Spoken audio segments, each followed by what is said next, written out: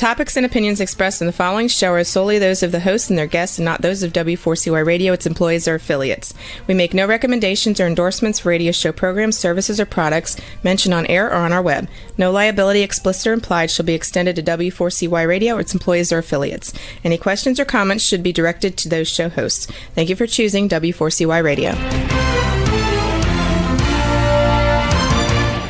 Welcome to the Ask the Expert show on W4CY Radio and Talk4 TV, where we bring you educational information from top local experts in the fields of legal, health, financial, and home improvement. Now sit back and listen to experts in family law, association law, hearing loss, business brokers, home care, along with many other topics. Now here are your hosts, Steve-O and Sophia. Hey, good afternoon, Orlando. Welcome to another Ask the Expert show. Wow, last Thursday of the month. That means Kay Bender Rimbaum. Wow, it seems like it's been forever since you've been on because of the holidays. Let me introduce you to our great guest, attorney Alan Swartseed. Hi, buddy. Hey, Steve. How you doing? God, I've missed you. I know. I feel like it's been 6 years, not like 6 weeks. I know. In fact, I had 3 people ask me when your show was going to be on again. Now, we've been running your past show, but, you know, some of our longtime listeners know when it's a repeat. So we can't put anything by them. But we are live today. And, yes, we are. Listen, there's things I can say that maybe you can't say. But Kay Bender is one of the finest community association law firms in the state of Florida. And I want to start off different today, Alan. First of all, I want you to tell people about Kay Bender Rimbaum, but I also want you to include why it's so important that a community association has a law firm representing them with the type of experience Kay Bender Rimbaum has. Well, I appreciate the opportunity, Steve. So I manage the firm's Orlando office. All we do as a law firm is represent community associations, occasionally also mediate disputes between associations and unit owners, lot owners, whatever you want to call them. But this is all our firm has done since the 1990s. We've got 4 offices throughout the state. I manage the one here in Orlando. 22 attorneys, 8 of whom are board certified specialists in community association law. That includes me and 1 who's board certified in construction law. So pretty much anything from start to finish that a community association might need, it's pretty much all we do. Yes. If you have those issues come up, you know, I would welcome an email, or feel free to find me on LinkedIn, whatever's most convenient. And, you know, happy to discuss if you're either not happy with your current attorney or you just need someone secondary. We don't have any annual fees except our special collection program. We don't have an upfront retainer or anything like that. You want us to do work for you, we'll do it once the representation agreement is signed, and that's it. Now, you asked specifically why it's important, in my opinion at least, to work with someone who is really specialized in this area of law and knowledgeable in this area of law. I think as a preliminary issue, there are so many communities in Florida that don't even know that they have an attorney or don't have one, especially here in Central Florida. And the reality is you don't know what you're doing wrong if you're not running it by anyone. These statutes are not worded well, is the best, kindest way I can put it. The statutes that govern HOAs and condominium associations in Florida are very confusing, even for people who do specialize in this area of law. They are, you know, not really being reviewed and considered by the attorneys that know what they're doing in this area of law before legislators push them forward and decide to adopt them. And so by not having an attorney, and specifically one that is really well versed in this area of law, I hate to be blunt, but you're setting yourself up for failure. You know, you really have to have someone that not only has done this before, but specializes in it, pays attention to the changes in the law. And from my perspective, someone who is also educating others on the way that these laws work, because The reality is they're very confusing. They're difficult to comprehend. And as a result, they're difficult to follow. And if you don't have someone that does this day in, day out, knows it inside and out, and for the most part, doesn't really need to look at a statute to figure out what the law says, other than as a reminder, then you're going to be spending a lot more money to have someone learn on the job.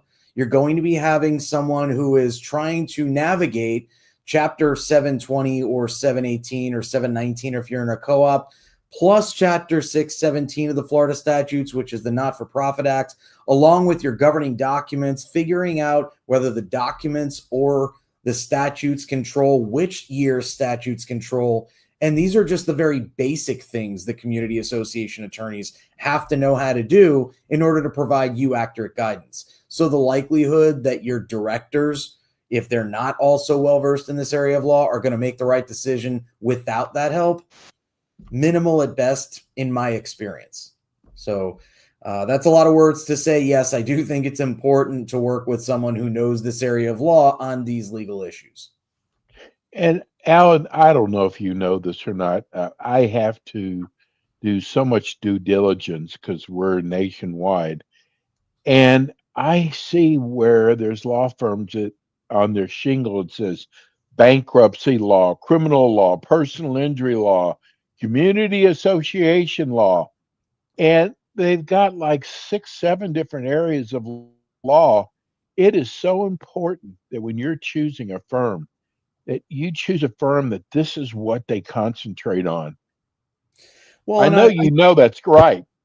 No, it's true to a large extent. I mean, I know there are some firms that have certain individuals who focus on this area of law, but if you're dealing with a law firm that claims that they do everything, you've heard the term jack of all trades, master of none. Yeah. Those, I call them door firms, where it's a single individual attorney, a solo, who will take whatever comes in and claims to have experience in this area of law and know the law. And, the reality is, my perspective is, you might want to consider dealing with the people who deal with these issues day in, day out, who wrote the book on the subject, who speak regularly for other attorneys on the subject. And I'm not suggesting that that's just me or just our firm, but deal with someone who really is knowledgeable rather than someone who's taken on one case and lost and professes now as a result to know community association law. So we just entered 2025. How did that What happen? are some of the, yeah, no kidding. What are some of the new laws, Alan?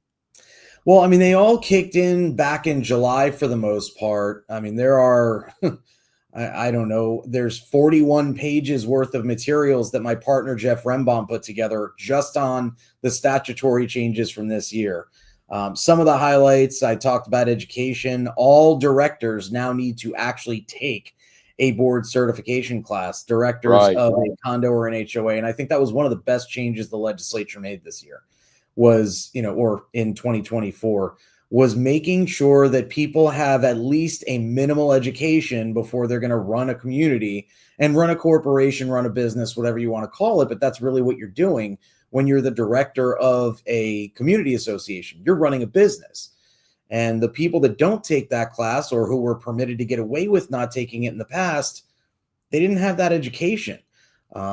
Filling out a piece of paper that said, I've read the governing documents, I'll do my best. I can read your governing documents and still not know what I'm supposed to do or what you're supposed to do sometimes, because a lot of them are just poorly written. They conflict internally, they conflict with each other.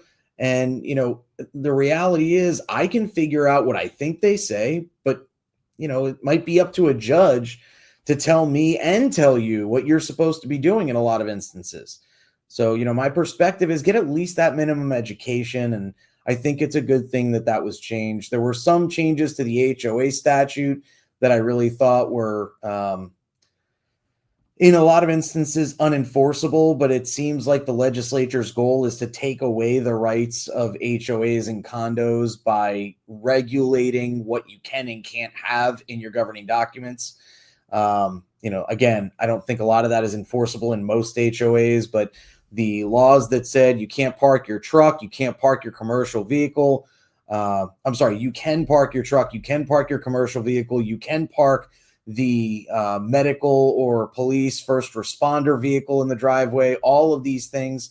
I support the first responder one, but if you've been in a community where for 50 years no one was allowed to park a truck in a driveway and you bought in thinking that was the law, that was the rule, I don't understand how the legislature feels that you can just park whatever you want, and that contract between the association and all its members and between the members themselves simply doesn't matter anymore. It just doesn't make sense to me. So, I mean, I've done 2-hour, keep in mind, we do teach plenty of classes.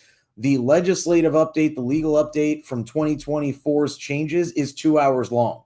So if we want to talk about anything else, well, yeah, I mean, it's 2 hours long, and we can't really cover everything that is included there within those 2 hours to the level that I'd like to. We can cover it all and kind of outline the changes, but the reality is, I mean, it would probably take 4 hours to cover everything that was changed in this past legislative session that impacts community associations. So rather than talk about that the whole show, I will relinquish to you, Steve, as to, the bottom line is there were a ton of changes. If you, for some reason, haven't been brought up to date, you can go on our website at kbrlegal.com under the resources tab and watch one of the legal update seminars we've done, or you're welcome to check out Rembaum's Roundup, which is also under that resources tab, and find our most recent legislative update document. Jeff Rembaum did a great job putting together 41 pages worth of stuff. Now, the one thing that I'll mention is the Corporate Transparency Act, which, if you don't know what that is, it's a law that went into effect that basically is supposed to be regulating people registering with the federal government, with FinCEN in particular, and it's intended to basically avoid money laundering through corporations. So every business owner or everyone that is a beneficial owner of the business, which basically means you have control over that business, was required for a long time. It was supposed to kick in at the end of last year to register with the government and provide certain financial and personal information. Now, the financial information was about the business. The personal information was about the individuals registering.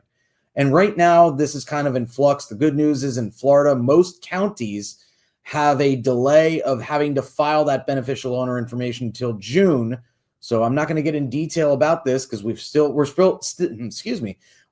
to be talking about this for another 5 shows, Steve. And you know what, Alan, I got to tell you, because your show is so popular and everybody remembers how to reach out to us because we've been doing this for so long, but there's a lot of people that are nervous, and it seems like the biggest questions I've had this week, knowing you were coming on, was about do you think there's any chance the governor is going to call legislation back in to maybe modify some of these laws? I think he tried and was shot down by the legislature, because the reality is, for some reason, even though I have been saying for at least 2 years and spoke in front of one of the legislators that's most in charge of this condo legislation regarding the Surfside building collapse, explained how the new requirements are really going to create, I don't want to call it a crisis, although I did at the time, but we're already seeing condo real estate prices dropping. And the reality is that's before a lot of these reserves actually even kicked in a lot of these condo communities. And so, the bottom line is, I think that it's kind of a mess already. And I wish that I thought that the legislature would do something about it, but it seems like the legislature's view as of right now is that it's something that can wait until July, even though people are already seeing the effects.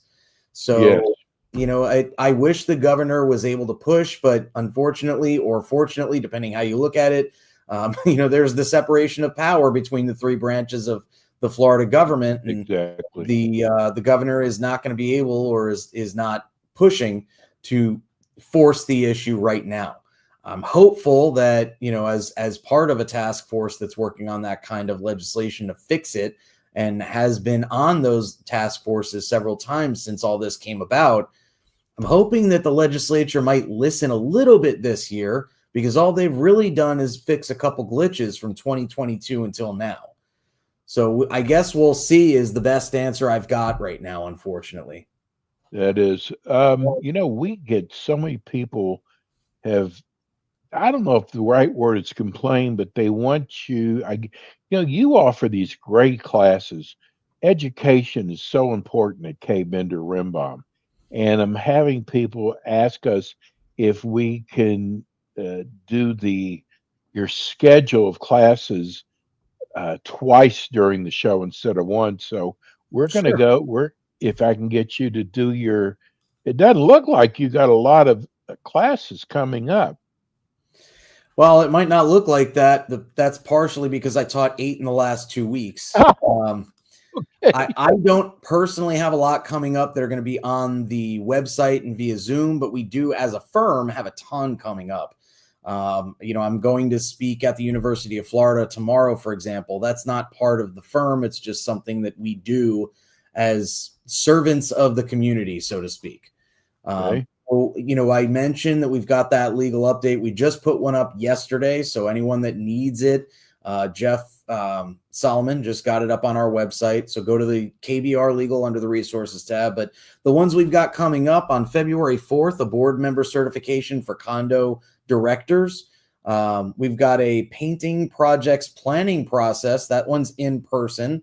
And the board cert is also in person. That's going to be in Sarasota. This one's going to be in Boca Raton, and that will be with Emily Gannon of the Pompano office. We have another condo board certification on February 6th with Lisa McGill. That one's live via Zoom. Danielle Brennan's going to be joining Lisa for that one. We've got a reserves and reserve budgets from planning to savings webinar that I'm joining True Group on February 6th. We've got the Palm Beach County Condo and HOA Expo, where we'll be teaching classes there on February 11th, my birthday. We've also got in person on that one, and in person in Sarasota on February 11th at the Grove in Sarasota. Kirsten Henza will be teaching at the Educate to Elevate Expo. We've got the Tampa Bay Condo and HOA Expo where we'll be teaching. That one's February 13th in person. And so you said we don't have a lot going on. Well, we're going to be at like 15 events this month. So that's why. The Broward Expo is on February 18th. We got an HOA board certification on Zoom. Thank God we're back to teaching a class everyone can attend. That's going to be Kirsten from our Tampa office, February 19th. CAI West Florida chapter trade show is February 25th. Kirsten's handling that one as well. And then we've got a fair housing class finally on the 28th of this month.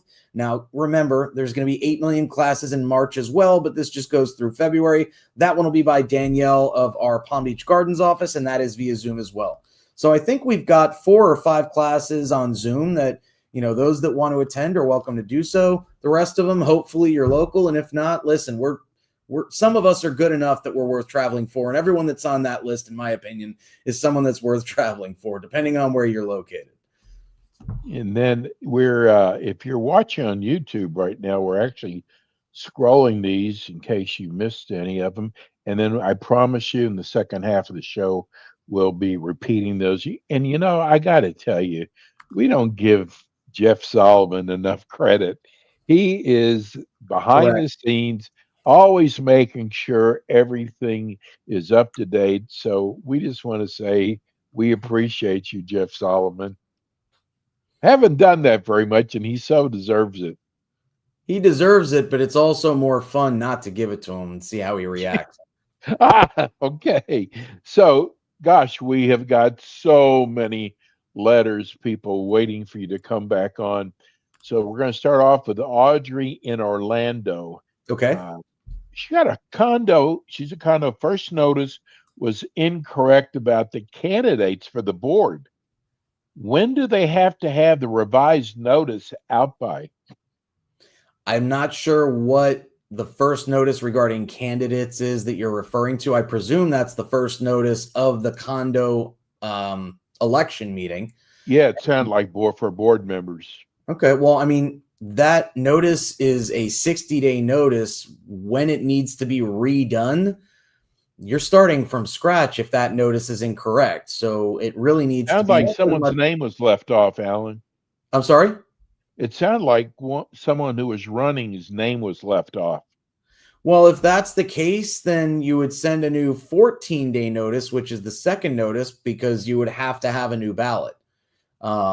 So, it really depends on what this person is saying. Which stage were you at when it was done wrong?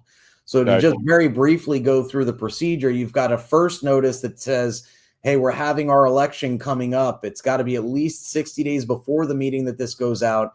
It basically says the date, time, location of the election, and says if you want your name to be on the ballot, you got to get it in. Now, those names need to be submitted at least 40 days before the election. And if someone that is on the ballot or is going to be on the ballot and is nominating themselves wants to have their information out, they're allowed to submit that 1-page, 8.5 by 11 information sheet that goes out to all the members with the second notice. That needs to be at least 35 days before the meeting. And then finally, the 14-day notice, which based on, Steve, your clarification now, it sounds like this is what was done wrong, at least from the person who's asking's perspective. That notice is going to include all of the envelopes, the ballot itself, and the final notice of the date, time, and location of the meeting. So if that was done wrong, you asked, well, what's the time frame to correct it, replace it, however you want to phrase that? Before the election is really the answer. Okay. Let's go to Kathy in Daytona Beach. This is an HOA. Hey, we're really getting training our listeners well. They used to never tell us if they were an HOA or condo, and it doesn't make a difference. So we're glad. HOA meetings on Zoom. Our president blocks certain homeowners he doesn't like or are getting blocked by him. The homeowners used to be more board members who are being blocked. What can we do about that? You can explain to the president or explain to the board that everyone has the right to participate in the meeting. Now, that right can be limited to some extent as to when and where and how and for how long each member is entitled to participate. So I don't know what you mean by blocked. If you mean that the president is not allowing you to speak at all during that meeting, yeah, they might be doing it wrong, but frankly, I'd need more information to verify. I'd need to know whether the association has a written policy governing member participation at meetings, which I recommend every community have. And I'd need to know what that policy says and what are they blocking? Is it that you're not allowed to attend the meeting, which is not something they can do, presuming you are a member of the community? Or is it just that they're not letting you speak because maybe it's not your turn to speak and it's not the member's turn overall to speak during the meeting? That policy can also say that they have a sign-up sheet, and if you don't sign up, you don't get to speak. If they're letting everyone else do whatever they want, then you might have an issue. But if it's just that they have a policy and they're following it, that's probably okay. It just depends on what's going on in specific. So that's one that you might want to run by an attorney that is well-versed in Florida law on this topic and who represents individual unit owners on a regular basis, but also with a couple more facts that might be relevant to the outcome of your question. We just got a text just now, Alan. Somebody wanting to know, does your firm also represent individual condo owners? So I personally generally do not. The only time that I'll usually get involved for an individual is if there's an election challenge or if there's a recall. I really don't do a lot of other individual representation. Now, I will answer questions if there's no conflict, as long as they're not actually asking for a legal opinion. But if it's general, statutory answer, occasionally I will try and help people out in that respect. But usually there are a couple law firms, and I won't name them over the radio, so to speak, but there are a couple law firms that I refer those individuals to. And it's largely because I don't want to have any problems with the community associations that are my almost exclusive clientele. I want to conflict, isn't it? Right. I mean, I want to avoid any of those conflicts of interest. I'm not suggesting that people don't have valid claims. They're just not claims that I would generally address myself. Okay. Tracy in Orlando, our board for our condo association is passing a new amendment on renting. It Okay. says no more renting unless you own the property for at least 2 years. The problem is they want $150 for each person's background check. Can they actually do that? Well, the short answer is yes. That's the statutory limit for each individual that is being considered for residency within a condo or an HOA. But what I will say is that that amendment might not apply across the board. There are certain statutes within 718 and 720 that say that short-term rental regulations will apply across the board if they meet the requirements of certain statutes. But generally speaking, if it's just a no one can rent until they've owned the property for 2 years, that might only apply, and you'll want to run this by an attorney that you can rely on their legal opinion, which, this is just a general statement of the status of the law. But that provision, that amendment, if it's adopted, would only apply to either people that signed on and approved the amendment. In other words, they voted in favor of it, or they bought into the community after that amendment kicked in. Anyone other than those two groups, that amendment might not apply to at all. Now, keep in mind, the application process is separate because that's intended to protect the safety and welfare of the members. So regardless of that, the board is probably going to be authorized, at least in my opinion, to charge that $150 per applicant.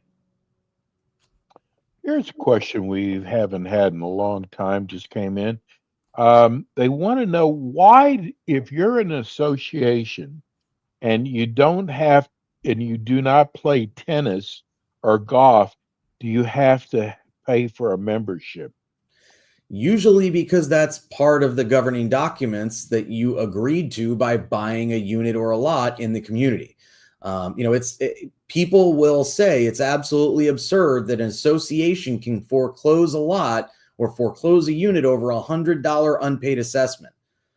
But what people don't understand to a large extent, and hopefully after hearing this, they will understand a little better, is that in reality, the governing documents of your community supersede your ownership.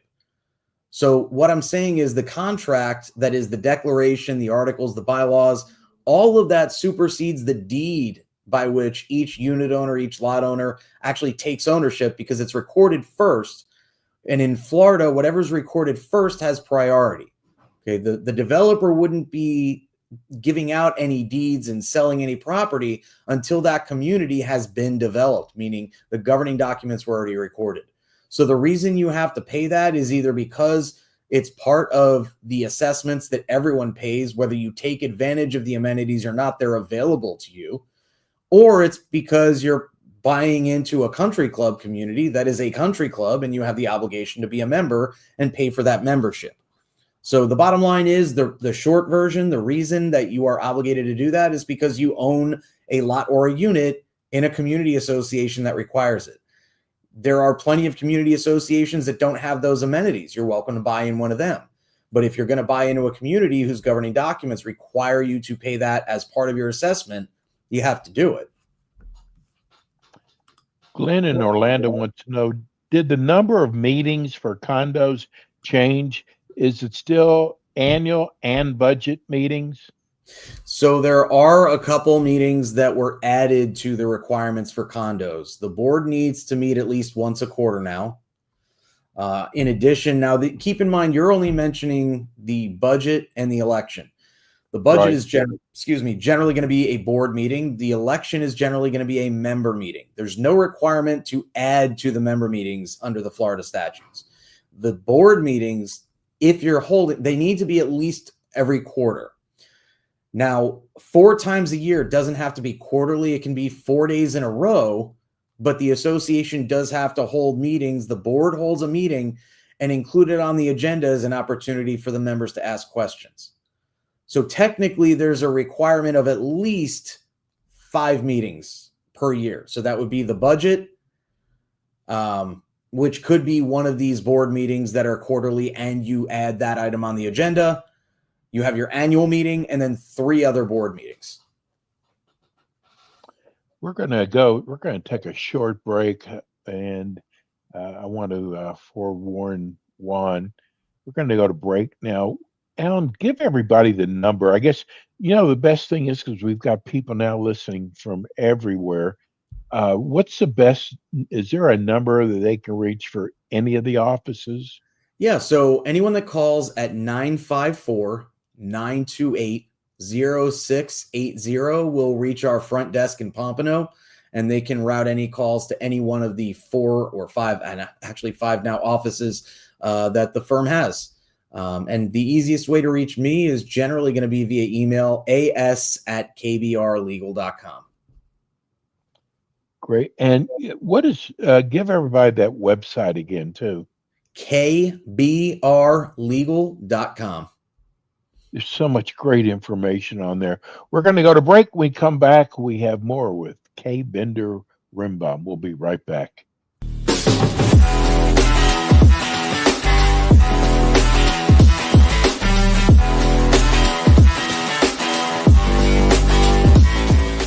Kay Bender Rimbaum is a full-service community association law firm dedicated to the representation of community associations throughout Florida. On kbrlegal.com, you can learn more about their offices in Pompano Beach, Palm Beach Gardens, Orlando, Tampa, as well as throughout Miami-Dade by appointment.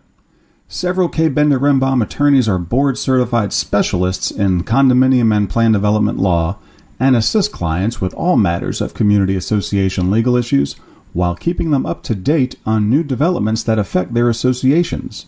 Kay Bender Rimbaum is also a well-known provider of free legal education for managers and board members. Contact Kay Bender Rimbaum today by calling 800-974-0680. That's 800-974-0680 to reach any of their locations. You can also visit them online at kbrlegal.com or write to them at info@kbrlegal.com.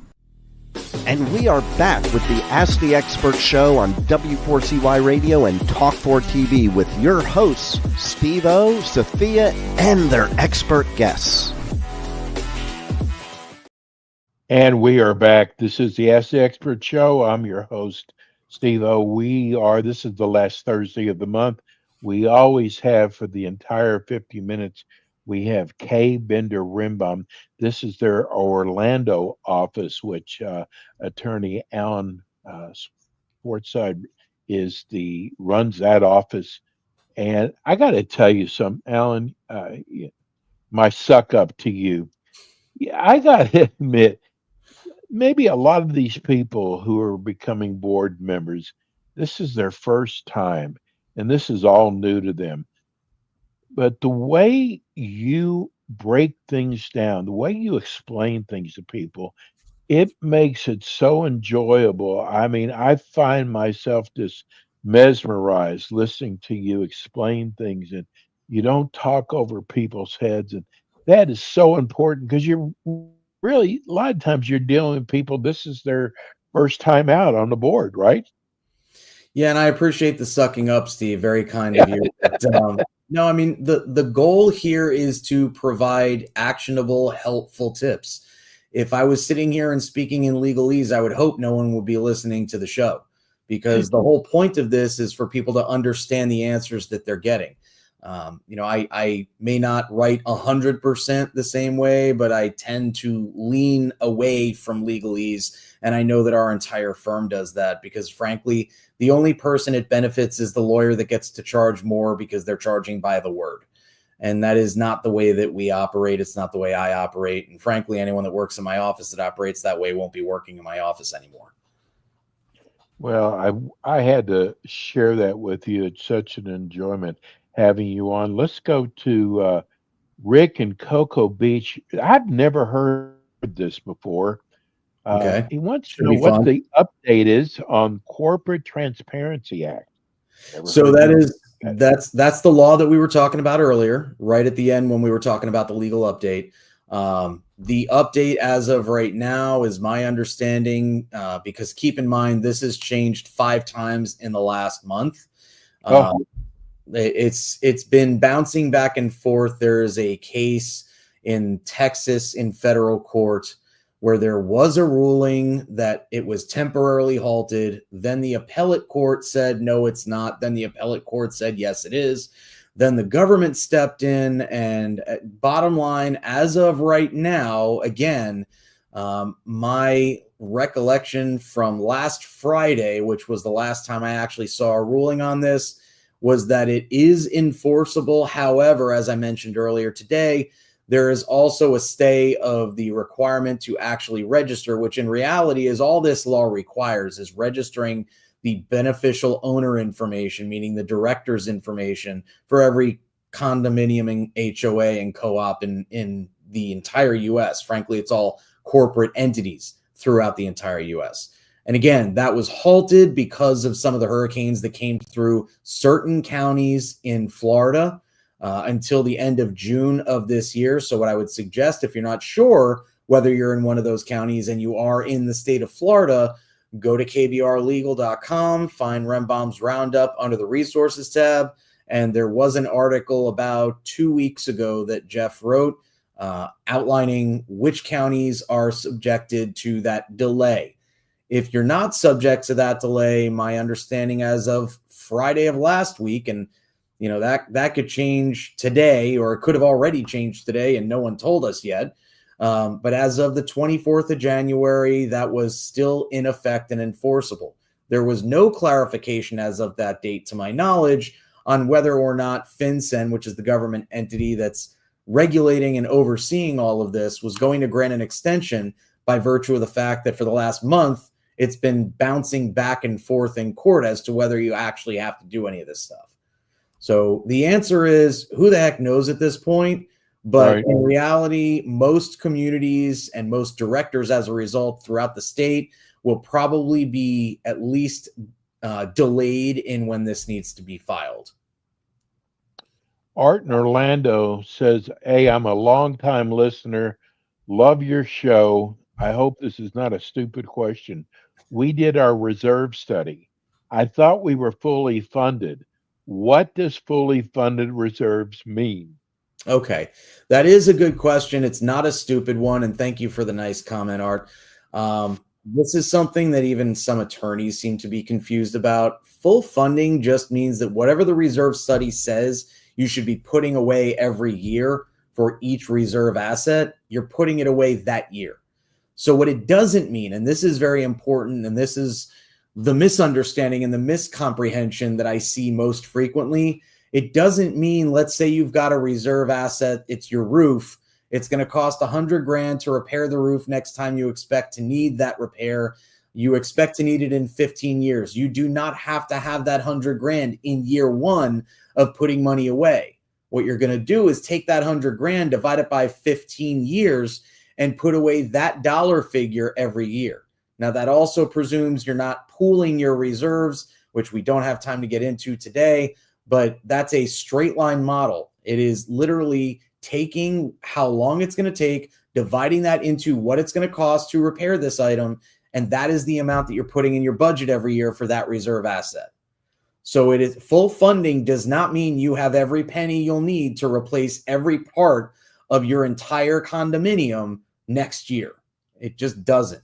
It means that whatever the reserve analyst told you you need to put in your budget for this fiscal year, it's in there. The alternative to full funding, if you're allowed to do it for that particular asset under Florida law, would be to have the members vote and you waive or reduce the reserve for either that asset or reserves as a whole for that particular year. Now, keep in mind, if these are structural integrity reserves, they can't be waived, they can't be reduced, and the funds can't be used for any other purpose. Larry in Orlando, I own a second home in Broward County, and we had our 40-year recertification in 2018. When are we required to complete our CERS? Well, I mean, it probably already. The question is whether or not that study, the recertification, and the resulting reporting would qualify and meets all the requirements for a structural integrity reserve study. If it does, then you might still have a couple years until the next one. If it doesn't, you probably were supposed to already have that done. Okay. because it was supposed to be by the end of this past year. Hey, Alan, let's go over the schedule again. Sure. Must be important because people are asking for it, for us to say it more than once. So we've got about 10 minutes. So let's put that in. All right. Well, since we're here for the Orlando market and all of the other live shows other than the one that I'll be doing are outside that market, I'm going to stick with just the ones that are available on Zoom and the ones that I'm doing. So we've got the condo board member certification by Lisa McGill and Danielle Brennan on February 6th. We've got my webinar with True Group and Just Understand. This is someone else's class that I'm jumping in on to add some stuff here and there, but you're welcome to attend anyway. I'd love to have everyone there. That will be on February 6th as well from 12 to 1 on Zoom. We've got, let's see, I'm just looking for there we go, board member certification February 19th by Kirsten Henza at 11 a.m. via Zoom. And then we have a fair housing class. Is it an assistance animal? Is it an ESA? Is it a service animal, or is it just a pet? That one will be February 28th by Danielle Brennan. So that's the schedule of what we have that people that are in Orlando that don't want to travel will be able to attend. And that, again, only goes through the end of this month. Who knows what the heck we're going to add during this month, but we've already got stuff starting to be lined up for next month. You know, you must have done such a great job educating people on service animals. We never get any questions anymore about service animals, ever. I And we refer used to them get all to them my all the recorded time. shows. That's every time I talk about it, my answer is we've got the class recorded. Go ahead and go on our website and check it out. And then if there are additional questions, reach out to me. Now, the answer most of the time is yes, you should have a written policy governing how you deal with those issues. It would usually be like a step-by-step guide for the association to follow, not something that the members need to comply with. But this way, the association doesn't need to reach out to the attorney every single time you get one of these ESA requests. But I will say, Steve, that the frequency that we're seeing these, especially given the law that went into place, I think it was 2 years ago, that said if you fraudulently state that someone is entitled to a support animal, it's a crime now. We've seen those requests decrease somewhat. And I'm not trying to badmouth anyone who's asking for a support animal. There are many, many people who really do need that to get around and, I hate to use the phrase lead a normal life, but to support them with respect to their disability, whether that's anxiety or something else. But the bottom line is hopefully the class that we've been teaching for the last few years has been enough for people to learn everything they needed to learn instead of asking us here. Well, speaking of support, this is a strange question. Now, I'm not a smoker, so maybe that's the reason why, but Sally in Orlando says we have a no smoking amendment in our docs. If I have a prescription from a doctor saying this is really strange, I need to smoke, would I be in violation of my docs if I smoked inside my unit?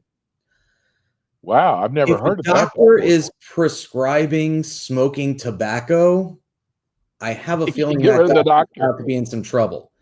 If a doctor is prescribing marijuana, there are alternatives to smoking, and you may not like them, but maybe that's what you meant. I think that's probably what we're referring to here. I've dealt with that situation 7 or 8 times, and in reality, the best course of action is to ask your doctor or, try and find out, are there alternatives to the smoking that won't impact all of the other members of the community and won't require that accommodation that the person that asked the question seems to be asking for. I don't know if they actually said to the association that their doctor prescribed it. If they did, then, if they didn't, that's something they might want to point out. But again, I have a feeling because there are alternatives to smoking medical marijuana, that would probably be the appropriate course of action, would be to just use one of the gummies or the cookies, the brownies, and use that instead, at least inside the condo building. Now, again, if it's smoking tobacco, I've never heard of a doctor prescribing in the Yeah, right. cancer, but I'm not a doctor of that sort, so I can't comment. John and Sanford, just a follow up, said, please touch on the process of elimination of smoking in common areas. It's just Does an amendment to the each doctor declaration. different? It's an amendment to the declaration. That's it.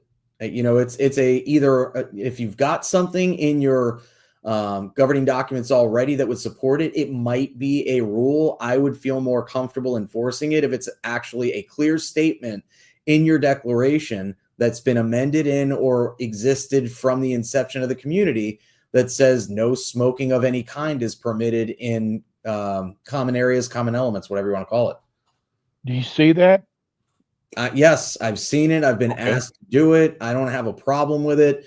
There's nothing specific under Florida law, federal law that I'm aware of that says that is not an enforceable restriction. But again, think about the last question we got. Yeah, there might be people who have been prescribed the medical marijuana and can only use it via smoking, or it's only effective via smoking.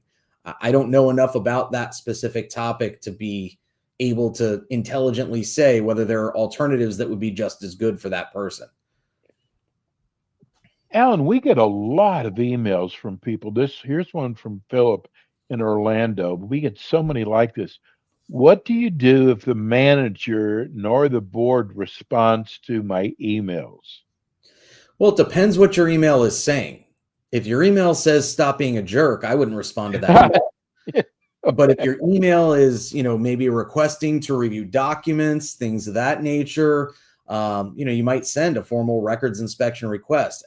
Unfortunately, I don't know what the questions that are being asked that they're ignoring might be, but there are certain things that the association should not be ignoring. Now, if they're ignoring things that they're obligated to respond to, then you would possibly speak with an attorney or look at the Florida statutes as to those specific issues. Most of the statutes that say the association has to respond also prescribe what you're supposed to do if the association doesn't respond.